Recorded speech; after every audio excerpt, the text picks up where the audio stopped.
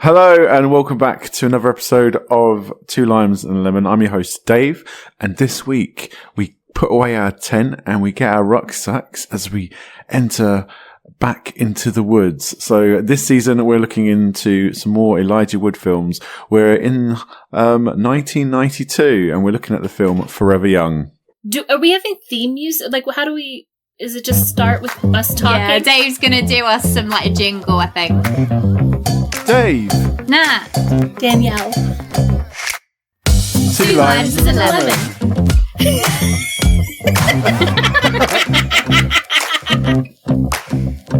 So before we go into the woods and check out this film, first off, I want to introduce my two co-hosts, Nat and Danielle. Say hi. Hi. Hi. So before we start, we do a thing called What Are You Consuming? So this could be books, shows, films, games, anything. What you've been up to this week. So I know Natalie's been struggling the hardest this one. So I'm going to start with you first.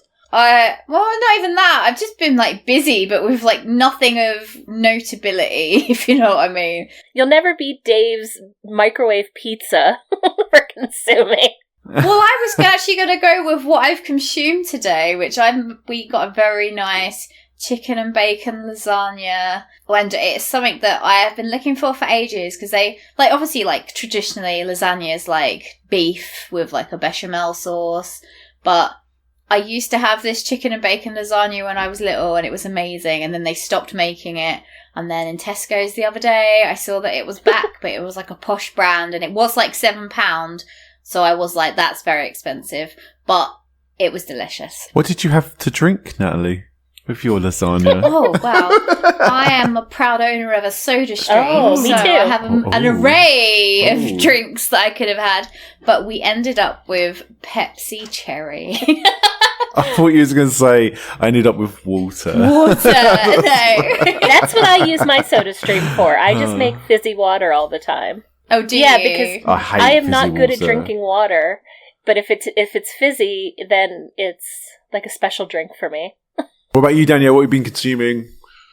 I have kind of a weird one this week. I have a current event / meme that I've been deep diving and obsessed with, and as I might have mentioned before, I'm a bit of a TikTok addict, and so once you start engaging with content of a certain ilk on TikTok, the algorithm feeds you a bunch of it, so I've been inundated.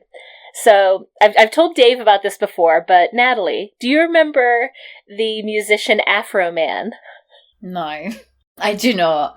Afro Man had a 'Cause song. I got high. Oh, I I know got that high. song. 'Cause I got high.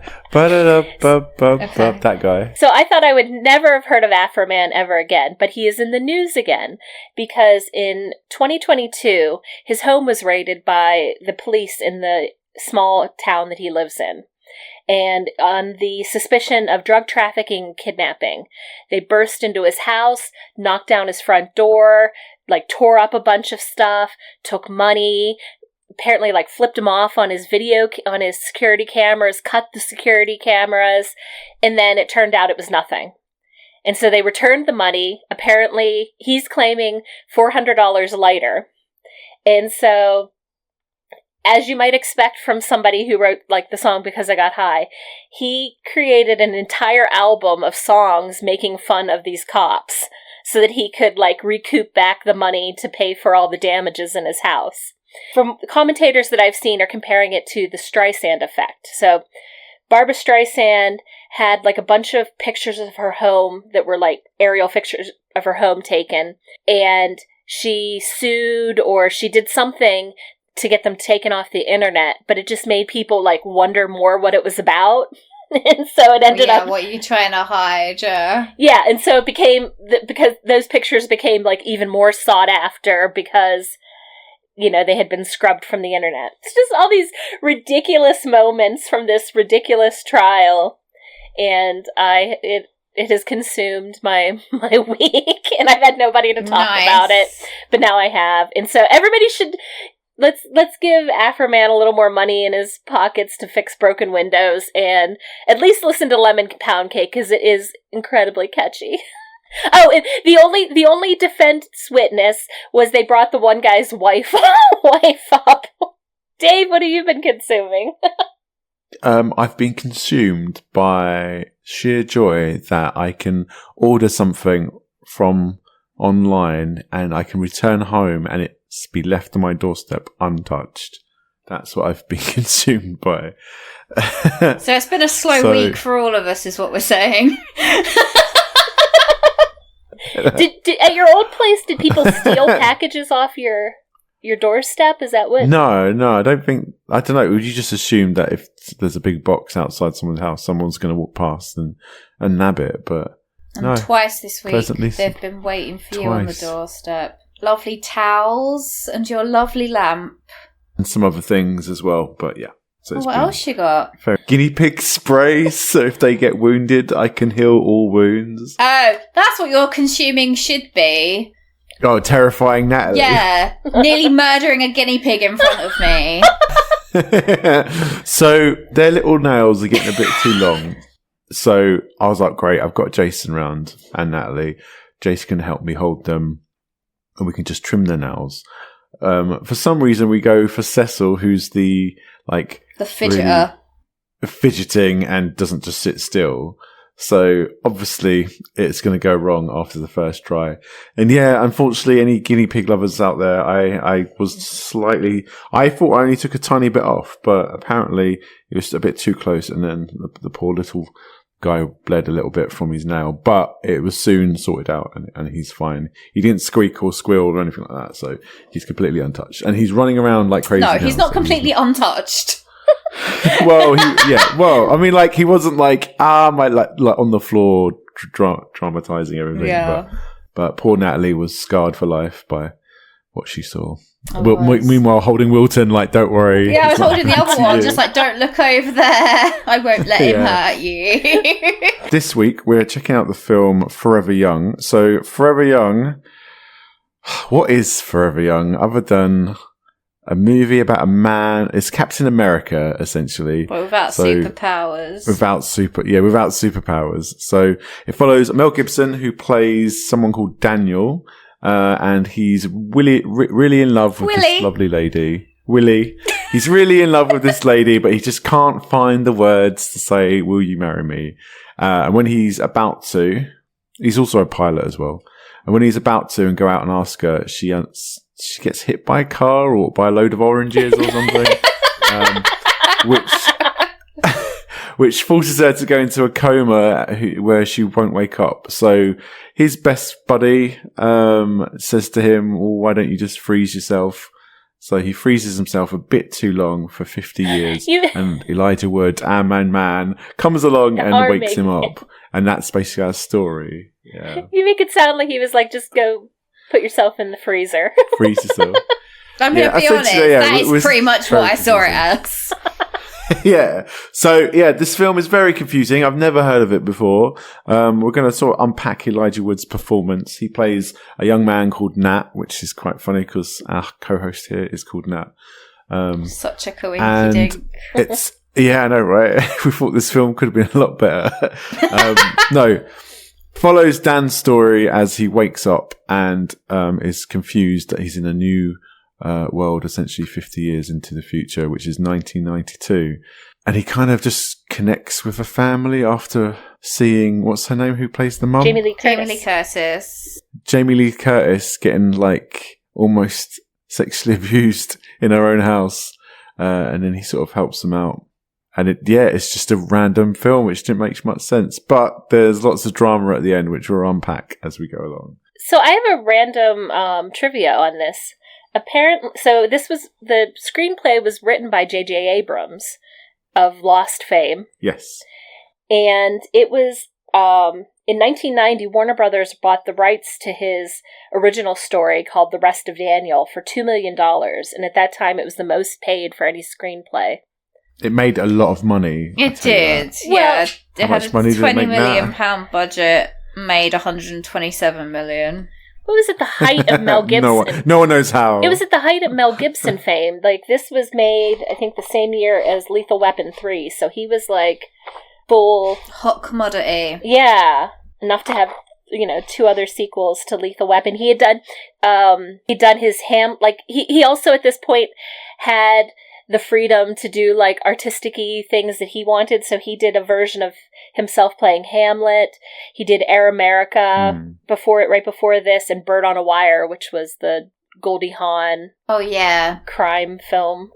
Apparently he really liked the sort of the script's charm. That's why he was drawn to it, the sort of innocence of it all, but this sort of like love story across time. And like, knowing J.J. Abrams, I feel like that this probably was a better screenplay, and they made it like this kind of commercial schlocky thing that kind of lost a lot of its heart. I feel like, if you've got the story on paper, like, it should be a very interesting and like emotional, heartfelt watch. But it was like the points were there, but the heart was sucked out of it. I had written it was the bones of a good story. Yeah, and it's very much how I felt the whole way through. But I couldn't really pinpoint how I would have made it better. The way I think it could have been better is spending a little bit more time in the past so that we more see his relationships. Like, it was very much told to us. We got 2 scenes with, is her name Helen? Helen, and, a couple scenes with Harry, and then he's immediately in the cryo chamber or whatever. The rest of it was this relationship with this family, and that was a lot less interesting to me. I kind of wanted him to, because the bookend of it, the relationship with Helen and him, spoiler, finding her at the end. Yeah, it's like the heart of the story. And I didn't need so much about Jamie Lee Curtis's bad choice in men. Yeah, like, I feel like if you were going to have the family and Jamie Lee Curtis, then almost that should have been the romance that he then went forward with. And like, I've fallen in love with a woman from the future, and learning about like what the differences are and things like that. Like, obviously she's going to be like more independent, like stereotypically sort of thing.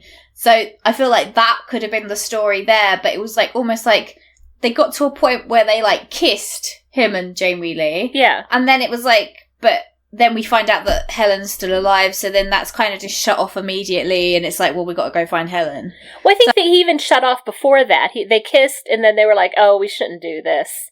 Like, all right, I guess she's got the doctor. I feel like I would have been more interested if it was like, oh no, he is going to get with her, he's going to adopt Elijah as his son, like, that was the story, and that's how I foresaw it going. And there were like little bits of him being sort of a father figure to Elijah Wood. Elijah Wood's character, Nat, has a girl that he likes, and then he teaches him how to fly a plane. And none of those moments. Sing, Elijah, sing. Oh God! Well, yeah, we'll get to that. But none of those like, generally speaking, none of those moments like felt as strong. I was like, oh, you could lose this and I'd be fine, or like put it earlier in like.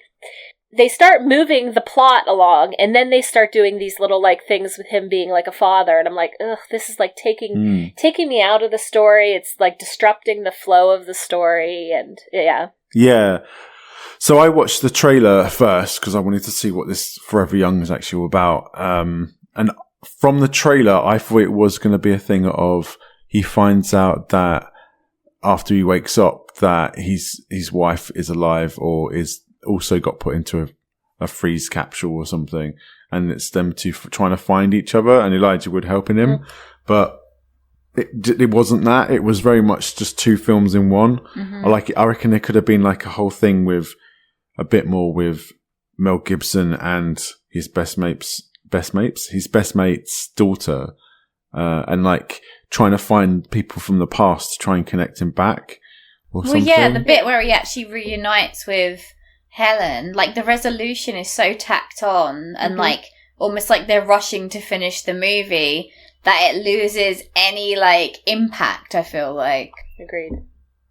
They should have reunited like 3/4 of the movie in, and then you've got that last quarter of an hour to be like, we've like wasted all this time, like we could have had a life together, like really like tug on the heartstrings.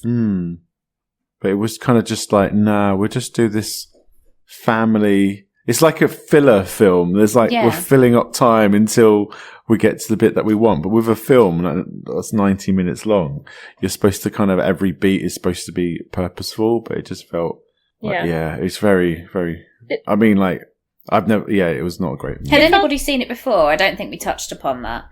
Oh, sorry. I jumped into... I remember when it came out, it did not look like something that would appeal to me, so I never saw it.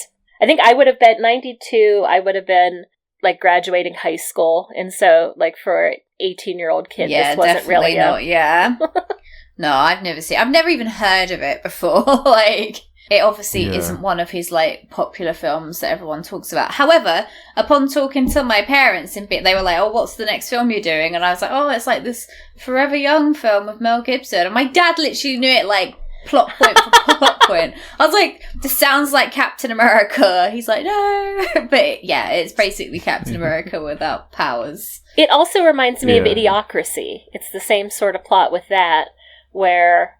Have you guys seen that one? It's from the guy who did Beavis and Butthead. It's very similar in that it's a guy in the army, but he's like the dumbest guy. And so he gets volunteered into this cryogenics program. Him and a prostitute are both frozen. And much like in this film, they completely forget about the program. And so he goes, like the 2 capsules get like forgotten in time. And then they wake up in some like super modern era where all of humanity has gotten progressively dumber. And now, even though he was like the dumbest one back then, he's like a genius. So like one thing I did remember though, just when I heard Mel Gibson's, so there's for those who've not seen the film, and I recommend not watching it, but it's up to you. There's a bit where Mel Gibson says to Elijah Wood, leading up to this moment, he's like, "Oh no, love's rubbish. Don't sort it out. Don't pursue it," kind of thing. And then he has this epiphany moment, and now he runs into Elijah Wood's room when he's sleeping. He's like, "Wake up! I've got something to tell you." And then like, he's like, "What was going?" He's like, "You love this girl. You talk to her. You tell her everything now." And he's like, "What do I say?" He's like, which should have been his thing from the outset, because he shouldn't have had to have an epiphany later on. It should have been the fact that, I was going to ask this girl to marry me, and then she got hit by an orange truck. Like, that at that time should have been like, well, you should always tell people how you feel. Yeah. And then it goes to this thing, and when it started happening, I was like, this is it. It's just triggered in my mind of seeing Elijah Wood in a tree singing to this girl. And I was like, this is that film. And I sort of looked on that, and I was like, he's going to sing You Are My Sunshine. And then that was like, wait, what? And then like, you throwing rocks at her door. She opens it. It's all romantic, and he just breaks into this song of like, "You Are My Sunshine." I mean, as romantic as like 10-year-old kids can be. And like Nat instantly kind of put the pillow over her face. It was a bad scene. So I was like, I can't watch this. It was cringe. And even the little girl looked like, oh, cringe.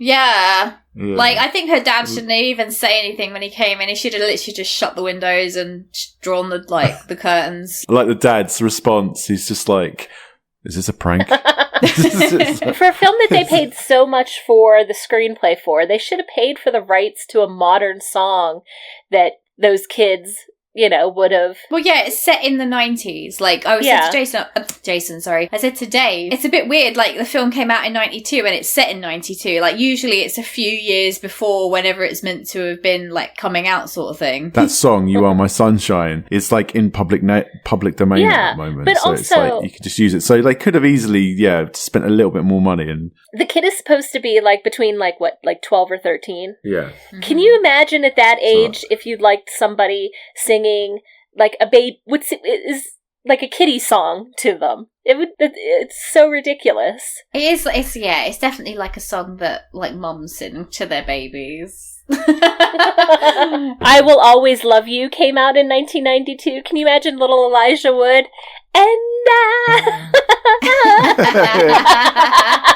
Baby Got Back came out in 1992.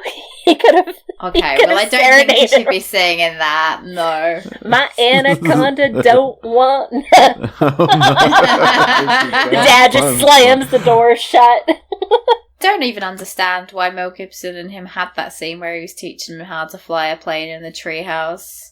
So the ending is because of the end. Yeah, but it's like, oh, so you're meant to be like pilots. That's an easy job. like you only need like 15 minutes in a treehouse pretending, and you can fly like a B-52. Like, also, I would imagine plane technology would have changed a bit from 1939 to 1992. Well, no, apparently, because I said this to Dave, I was like, it'd be much better if he got in like an F-16 jet, and he's like, I have no idea what I'm doing. Like, apparently, it's the same plane that he was flying back at the start. My issue, right, with this film was the lack of security in any. Well, it was like place. pre-9/11, wasn't it? So everyone was just like, "Yeah, come in." They're like, a car could just drive through and just hijack a plane. You can go. Two boys can easily get into a military base and like play around with all the stuff. There was no security in America in 1992. There's an air show on the Air Force Base. He just jumps over the fence and then wanders into the cockpit of a plane on this Air Force Base. Yeah. I wanted to go back. Madness. I wanted to go back real quick about the kids playing on the Air Force Base. And it reminded me of Theme in Elijah Wood films where he plays these characters, and maybe that's why he got hired for all these films. He plays these characters that go off and do naughty things in forbidden places, too loud oftentimes. Like, these kids are like, they're in this hangar, they're screaming, and they're like screaming at each other, and like randomly playing with machinery that's in this military base. But it reminded me of the factory fire, or the room fire at Avalon, and then when him and the brother get yelled at for playing too loud in Radio Flyer. I was thinking when he blows up the slow cooker with like dog mess on the stove. Yeah, like he's a cheeky little chap, this little kid. Yeah, that's his typecast. Yeah. He was second build though. In Deo as well, he was quite. I was really surprised he was second build. I think it's because Jamie Lee Curtis got an and in the opening credits. Yeah, it was like Mel Gibson, Elijah Wood. I was like, wait, what? He's already got the second name on the thing. He's like I did have visions before we watched this film. I was like, it's going to be like another Back to the Future role where he's in it for like 5 minutes, and it's like a waste of time for us to be reviewing it, because I didn't watch the trailer. I didn't want to spoil what it was because I have no idea.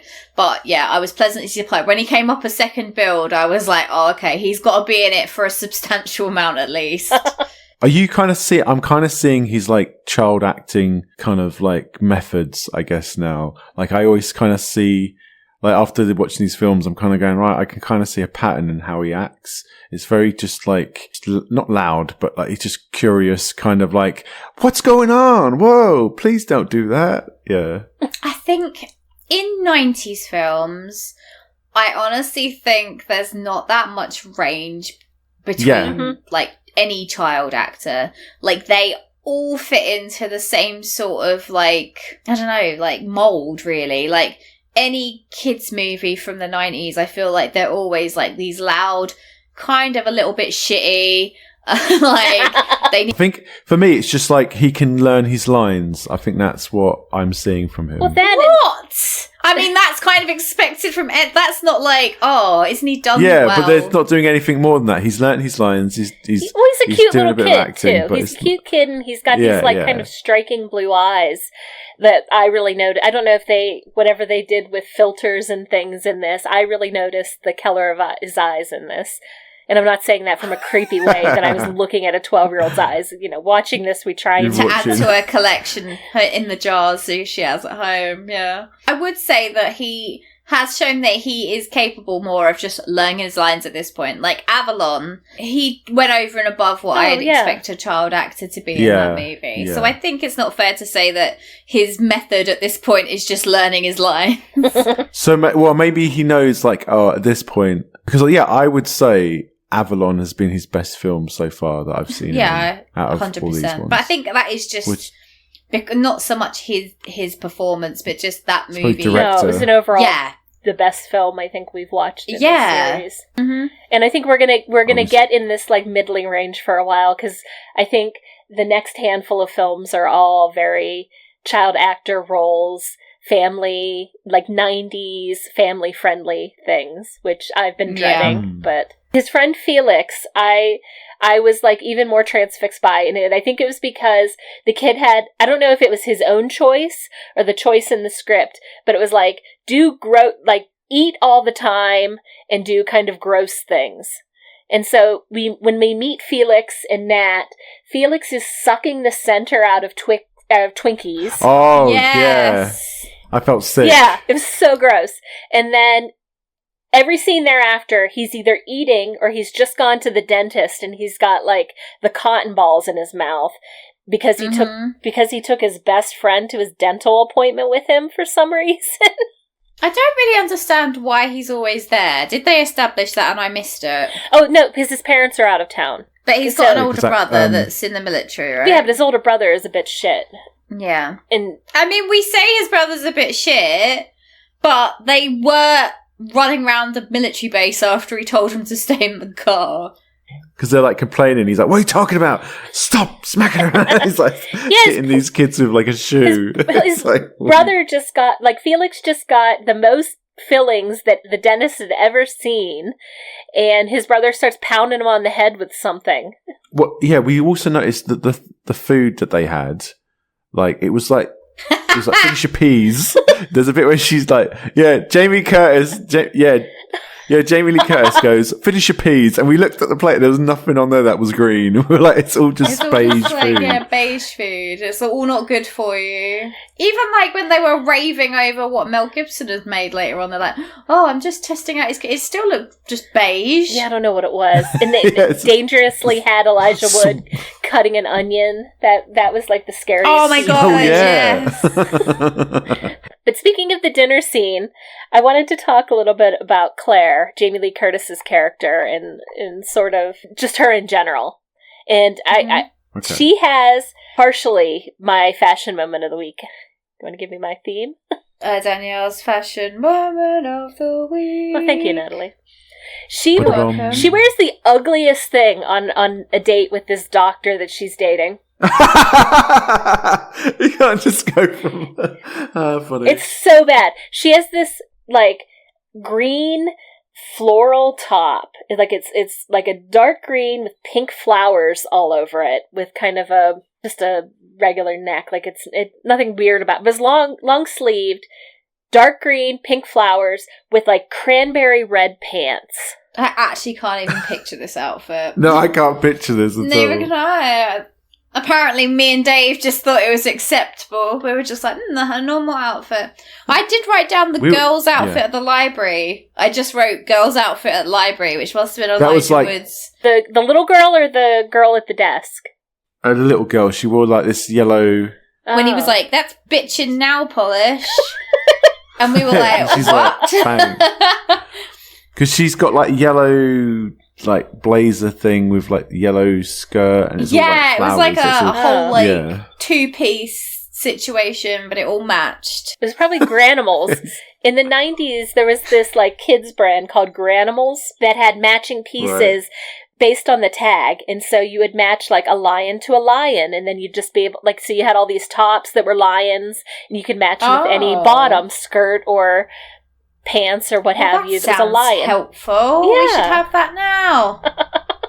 But back to this ugly outfit. It contrasted for me because it made me reminded me of how cute the dresses Helen wears at the beginning, like these 1930s era dresses, and just the difference between a date night dinner with your beloved is a cute little dress in the 1930s. It is this like I grabbed clothes off my closet floor with the lights out in the 1990s. Yeah.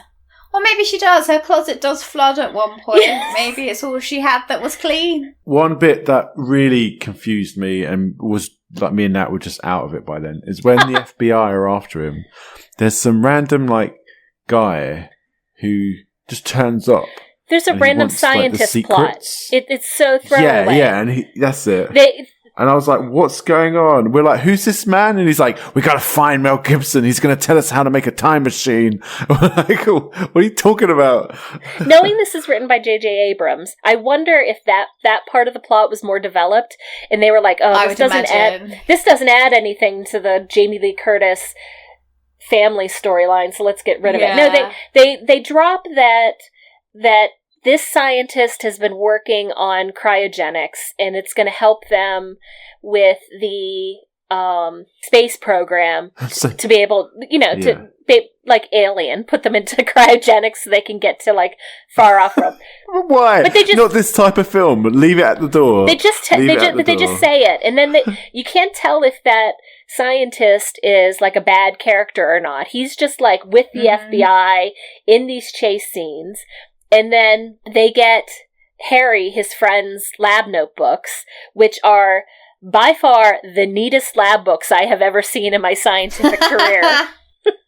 And I wrote it. This is a trivia that I looked up. Apparently, those notebooks are just like transcription from a fluid mechanics book on pressure distribution in rigid body motion. So they just copied out of a textbook what was in those. Nice. But basically, a bit of technical mumbo jumbo is always approved.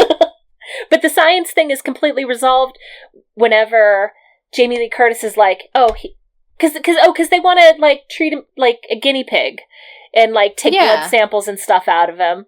Like the Mel Gibson character knows nothing about the actual science that was done to him. He just agreed to it because he was like heartbroken. But Jamie Lee Curtis is like, here's these lab notebooks, and then the scientist is like, awesome.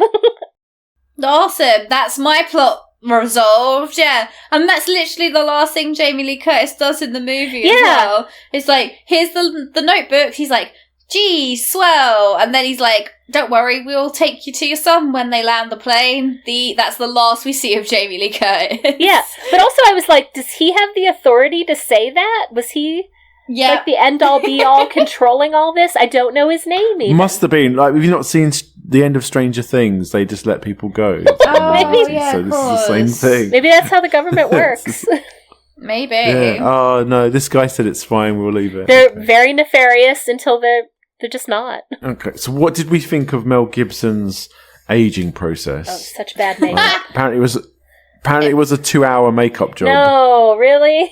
That surprises me. I mean, I suppose in the 90s, it was like they didn't have all the techniques and stuff and materials that they use now for that sort of thing. So I suppose it would take that sort of time. But his acting of rapidly aging too was pretty bad. It was just like, I thought he was having a heart attack when he starts rolling off of the roof. When he was flying, I was like, oh, his angina's kicking in.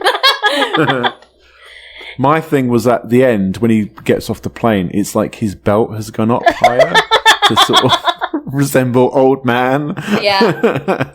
What'd you say? I thought he was going to get to the lighthouse at the end and then he would I didn't realise his aging was going to stop at where he should be. I thought it was just that he was going to just go really old until he died.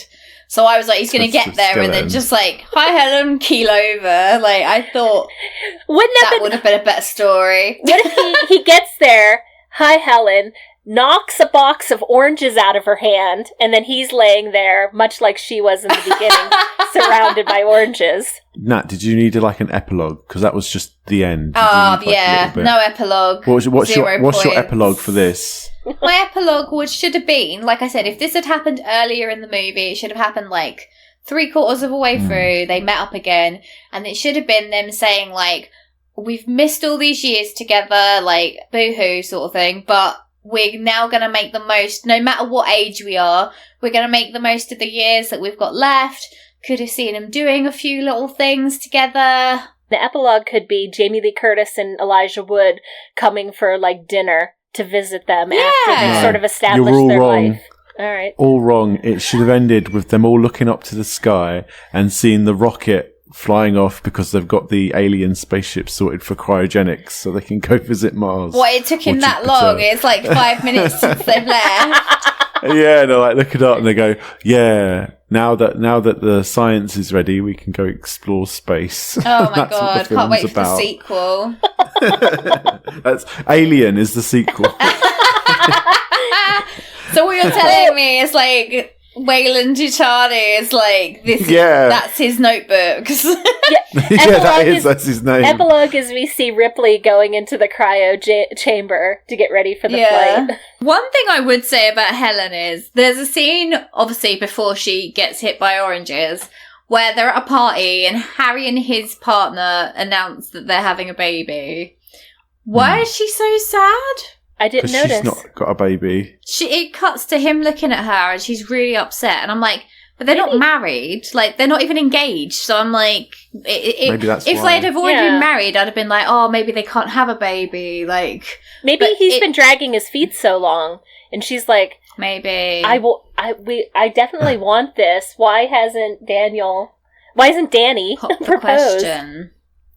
And then cut to 50 years later, and he's still not done it. He does the weirdest thing instead of proposing to her. They're at this diner that shows up later, and he clearly he's practicing proposing to her. She comes and sits back down, and he just orders more food, and then eats a blueberry pie in 3 bites. I thought that the ring was going to be in the pie and he was going to give her the pie. Like, I was so sure, because when she came back down, I was like, and then he was like, I'm going to order some pie. I was like, oh, he's going to do the whole, like, food and, like, the ring in the food. And then he just proceeded to, like, eat it in 3 bites. So I was like, well, if it wasn't the food, it's gone now. Yeah. Because they were eating something before, weren't they, on the floor? Oh, yeah, I hated that a lot, too. Where they're having, like, the romantic dinner, but eating off of the floor. Mm-hmm. But what were they eating, though? Was it like a pancake? I don't know. Yeah, it was more beige food. Yeah. I do, as a child of, like, the late 80s, early 90s, I do feel like most of my dinners were beige. I don't know. I feel like when you see them on screen, they're usually not beige. Maybe they were going for a level of realism never before seen in film. Like, I feel like my single working mom dinners were a lot of, like, out of the freezer from a box, rehydrated.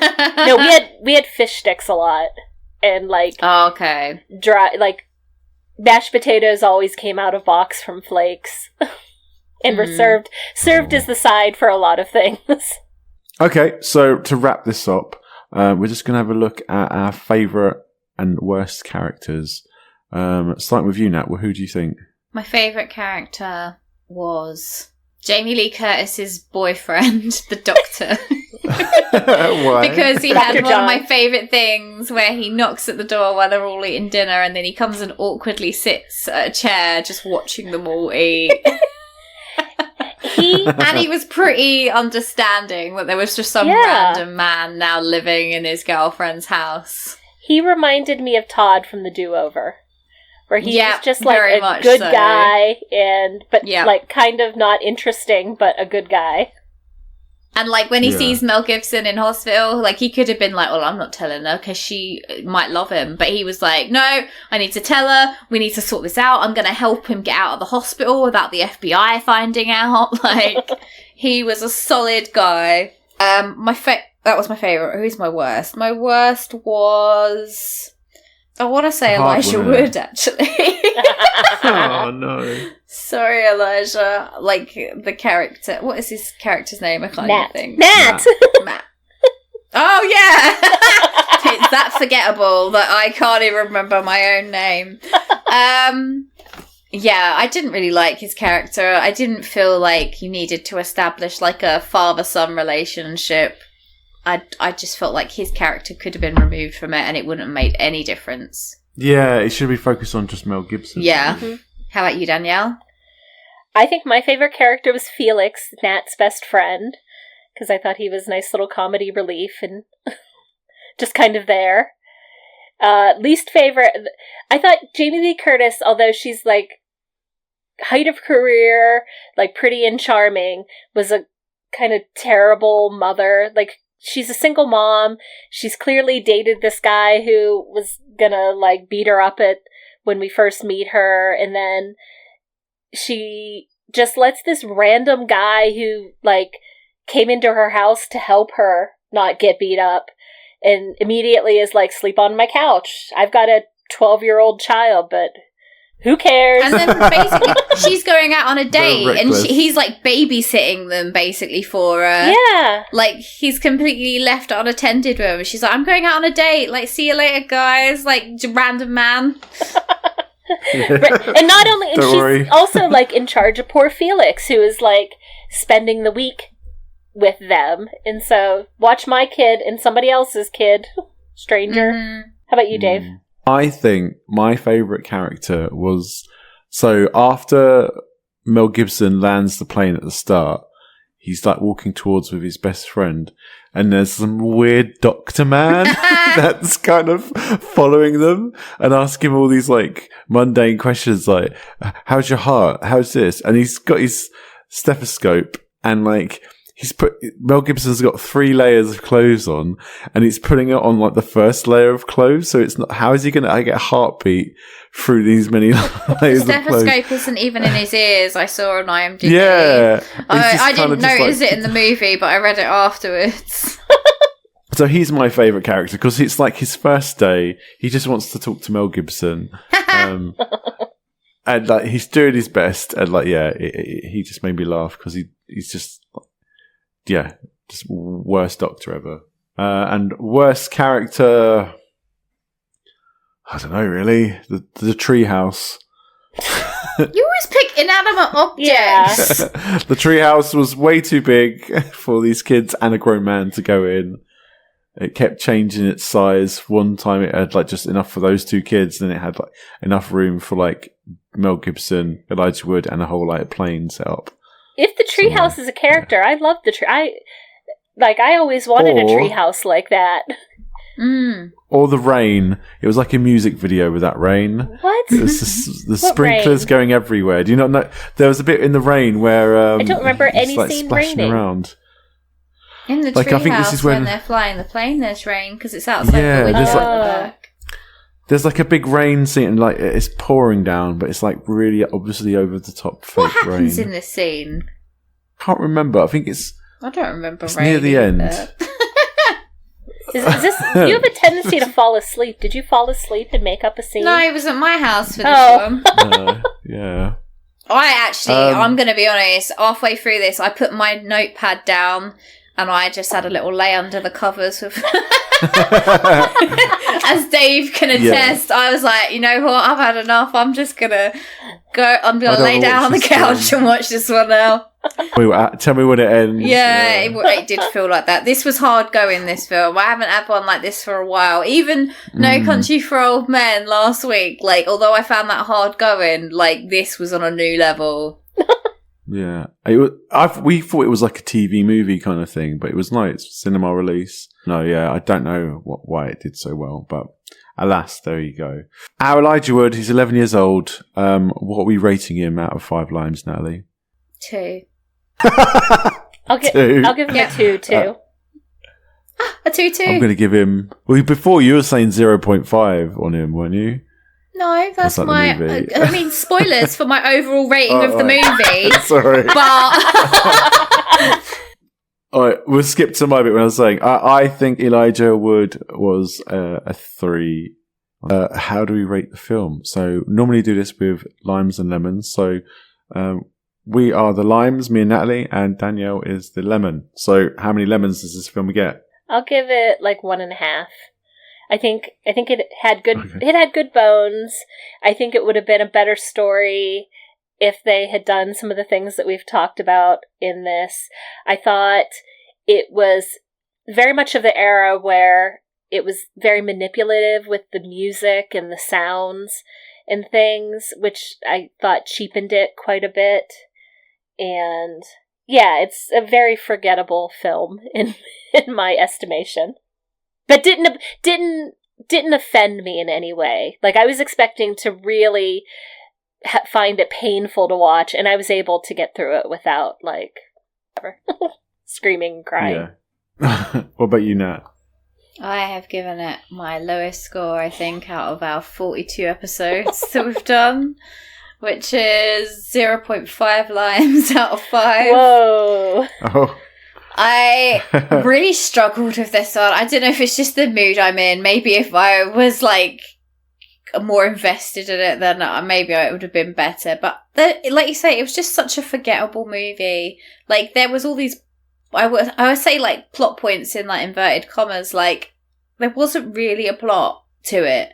And when the resolution came at the end, they didn't do anything with it. It was just like, I don't know, here it is, here's the ending, see you later. Like, there was no emotion to it. Like, it's just hitting plot points. There was no emotion between him and the family that he's sort of created with Jamie and Elijah. There was no emotion to him meeting Helen at the end. Like, they didn't say anything profound or anything. It was just literally, this is a movie I would put on if I'm suffering with insomnia, because nothing happens. It's like counting sheep. Too many sheep. Well, yeah, I mean, for me, one of my main things I said was Elijah Wood is always in good films. He seems to always do something all right. But this one, he's let me down too. He was just cashing in that paycheck, I think. I'm going to give this a 0 limes. You had to do one better. Yeah. No, I wouldn't. This is a terrible film. Not interested. Bad form. So on that happy note, if you get the chance, we watched it on YouTube, so you might be able to find it too. It is not available on US YouTube. Okay, you British people out there, if you want to see Forever Young, if you want to see our worst rated movie, none of us are recommending it. No, if you want to check it out just for the lols, go watch it yourself. But that's bye from me. Bye from me, and see you for Huckleberry Finn. Bye.